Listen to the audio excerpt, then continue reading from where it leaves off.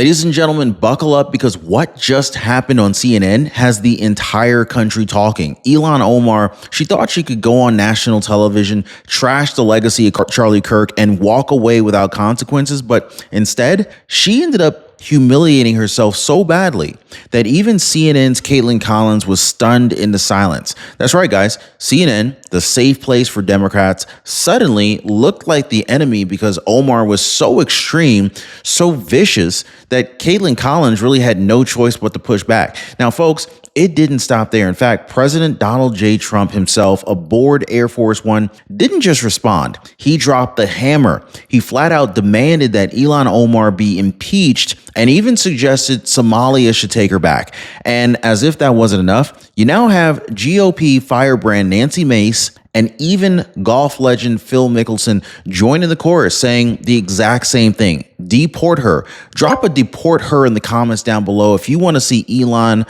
Omar deported out of the United States ASAP. Send her back. America has had enough. This is a meltdown of epic proportions. In fact, a CNN disaster, a political backfire that is so severe that Omar has not only embarrassed herself again, but this also triggered a tidal wave of outrage that it's uniting conservatives, independents, and even people who are far outside of politics. So today I want to go ahead and break down this humiliation, the backlash, and of course, the biggest reason why President Trump is seizing this moment to lead. Hit the like button, subscribe, folks.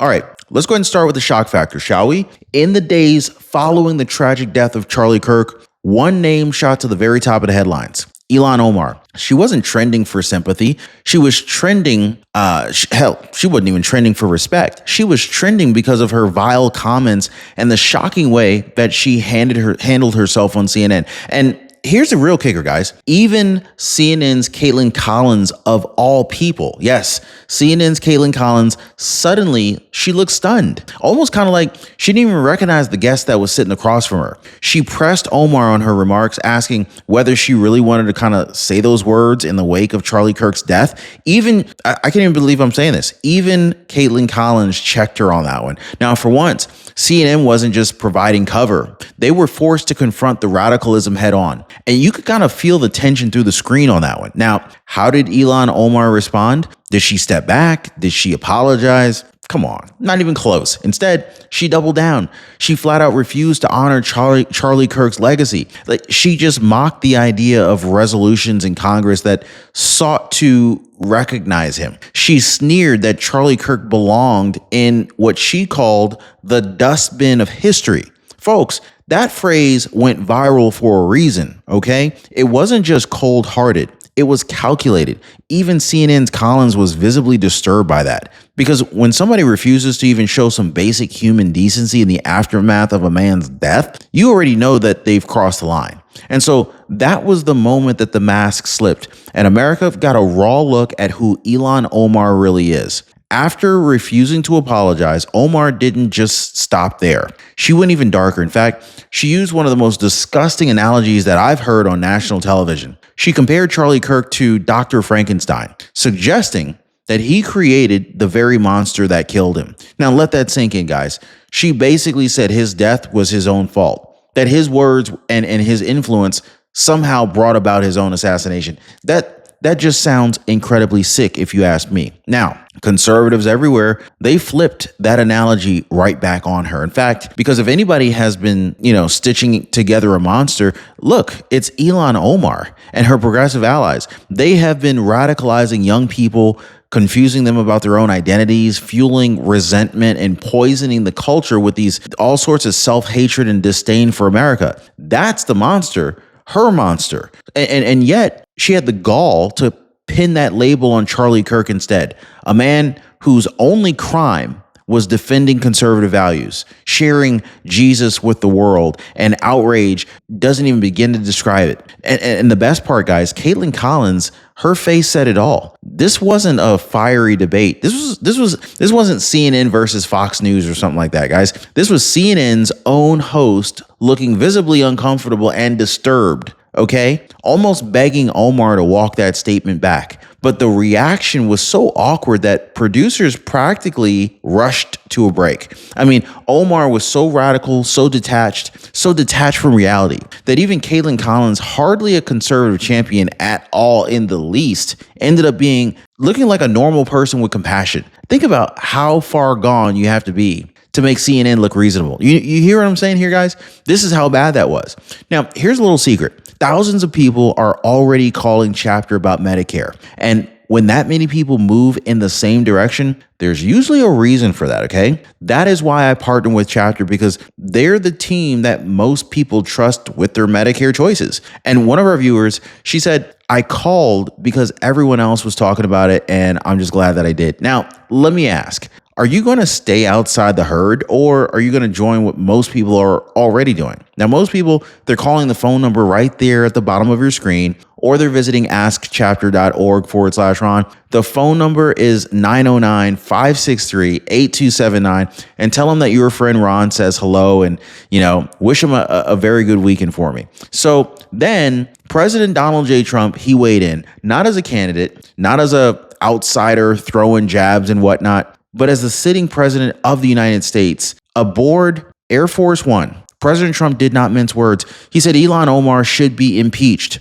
Drop and impeach Omar down below if you think Ilhan Omar should be impeached. Trump said she was terrible. Then he went even further, suggesting that Somalia should take her back. If she got sent, that's great. If she got impeached, that's even better. Trump declared, he reminded America that Democrats impeached him twice for doing nothing. Yet Omar glorifies the assassination of Charlie Kirk and remains in Congress somehow. I mean, I don't know about you, but that contrast, it hits different. Now, Trump, he positioned her exactly where she belongs, as a dangerous, unfit figure who should not be shaping America's future. He turned her radical comments into a rallying cry for decisive action. This wasn't just about Omar anymore, guys. This was about restoring integrity to Congress and proving that America just will not tolerate leaders who spit on the very people who they claim to serve. But here's where the story really kind of takes a wild turn. I hope you guys are ready for this.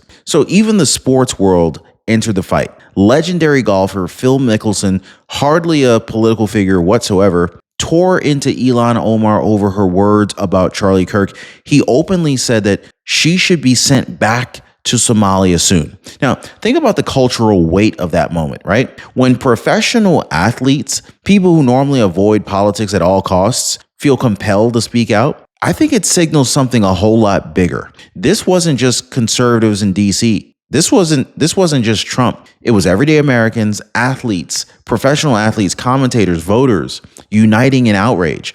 Omar had clearly crossed the line so severe that people outside of politics couldn't even stay silent anymore. So let's talk about the political firestorm that's hitting Ilhan Omar inside Congress itself, because after her disgusting comments about Charlie Kirk, she wasn't just criticized on social media. She was formally targeted on Capitol Hill. Congresswoman Nancy Mace didn't pull any punches. She went beyond the sound bites and introduced a resolution calling for Omar to be censured and even deported. Now, that's a rare, bold move. This is one that signals just how far Omar has crossed the line. This wasn't some fringe figure firing off a tweet. This was a sitting Republican lawmaker saying Omar no longer deserves the privilege of serving in Congress. Nancy Mace, she laid it out like she always does. When a member of Congress glorifies the assassination of an American citizen, refuses to show remorse, and spits on the values of this country,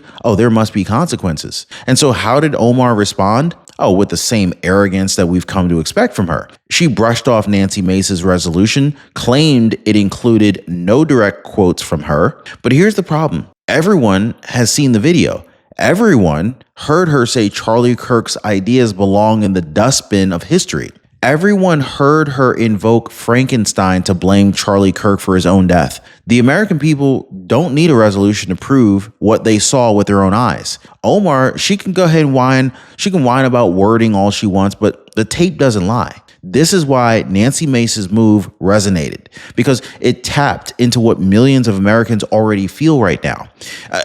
Omar is clearly a disgrace to Congress, and that's it. Then President Trump, he turned up the heat. He turned up the heat even further. At first, in fact, at an event, he tore into Democrat Representative Jasmine Crockett, calling her a low IQ person. But he didn't stop there. He tied her name directly to Ilhan Omar. So picture this, Representative Jasmine Crockett tied to Ilhan Omar, all right? Trump drew a line between these two far-left Democrats who, in his words, they don't belong in Congress. And he wasn't shy about saying it. In fact, he reminded everyone that he once sat down with Somalia's leadership and even suggested sending Omar back. And what was the Somali president's response? I don't want her. Think about that, guys. Even her own country of origin doesn't want Ilhan Omar back. That paints a very devastating picture. So if America doesn't want her and Somalia doesn't want her, where do you send this woman? Ilhan Omar, she's unwanted abroad. She's unwanted in America. She's unwanted in the very halls of power where she clings to her seat. When the president of the United States highlights that rejection, it hits harder than any campaign ad ever could. Now, President Trump wasn't mocking her.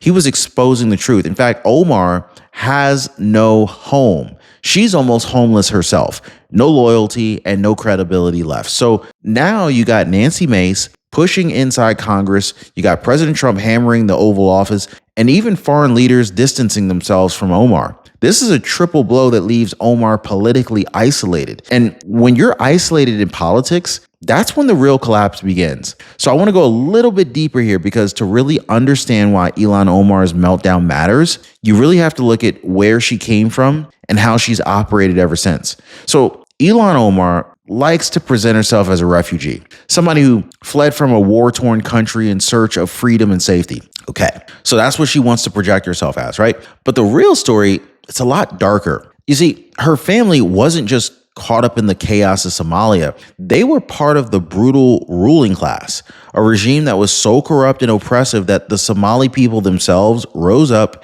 and threw out the power. Like they threw them out of power. That's the truth that rarely gets told. Now, Omar didn't come here because she was some powerless victim. She came here because her family lost their grip on power. And from the moment that she set foot in America, she's been reinventing herself, rewriting her history, and using that victimhood narrative as a political weapon. That's the truth. And look what happened after she got into office. When she first arrived in Congress, Omar was reportedly $40,000 in debt. Now, that's not unusual for politicians starting out. No shame in the game. But if you fast forward just a few years, and suddenly she's allegedly worth tens of millions of dollars. Tens of millions, folks. How does that happen on a congressional salary?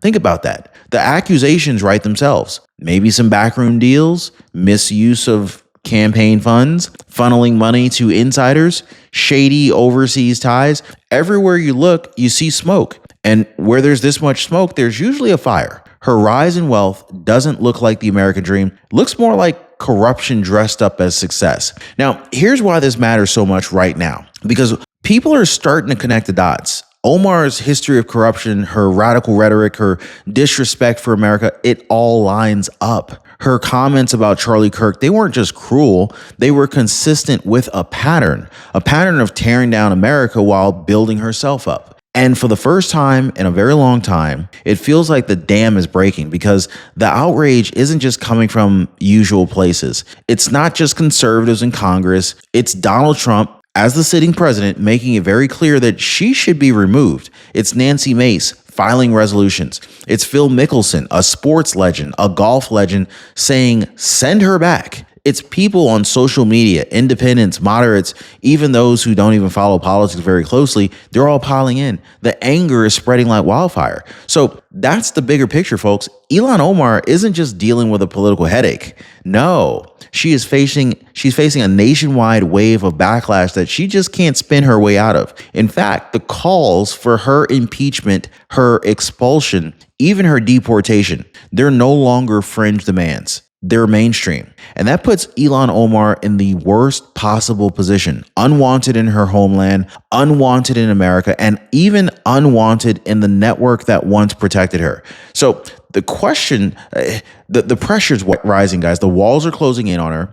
And the question isn't if it explodes, it's when. So let's go ahead and bring this home. Ilhan Omar, she thought CNN was going to be shielding her. She thought she could mock Charlie Kirk's death, smear his legacy, and just walk away untouchable.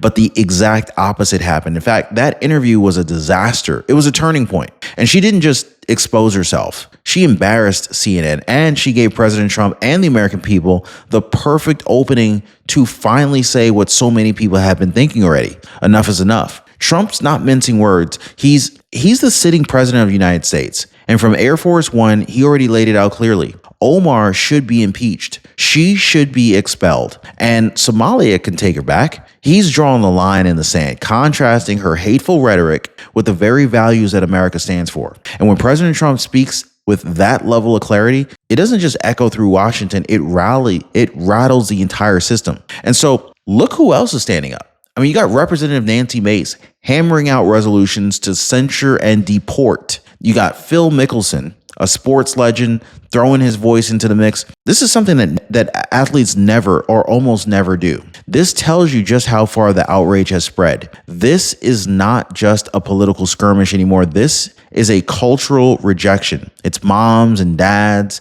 athletes and veterans, young people on social media. Millions of Americans are all saying the same thing. Omar crossed the line, and she has no place leading this nation. So here's the irony, though. Her attack on Charlie Kirk, it only made him stronger. She called for his ideas to be thrown in the dustbin of history, but in death, Kirk's name is being carried higher than ever. His supporters are doubling down, his legacy is growing, and Omar's words only fueled that fire. So instead of burying his memory, she only elevated it and destroyed her own credibility in the process. So where exactly does that leave us? Well, folks, we're at the edge of something bigger. Omar is isolated, cornered, and facing a tidal wave of backlash. Congress is being pressed to act. Trump is amplifying the demand, and the American people are restless. The question is no longer whether Omar humiliated herself. That's settled. We already know that. The question is whether she can even survive what's coming next. Now, ladies and gentlemen, this story is not over,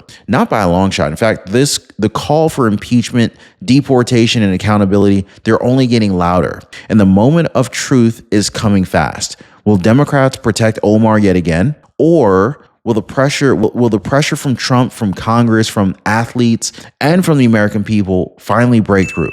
Now, one thing is certain, Ilhan Omar's CNN disaster will be remembered, and not in the way that she hoped. Like, subscribe, and share, because America is watching. History is turning, and this fight has only just begun.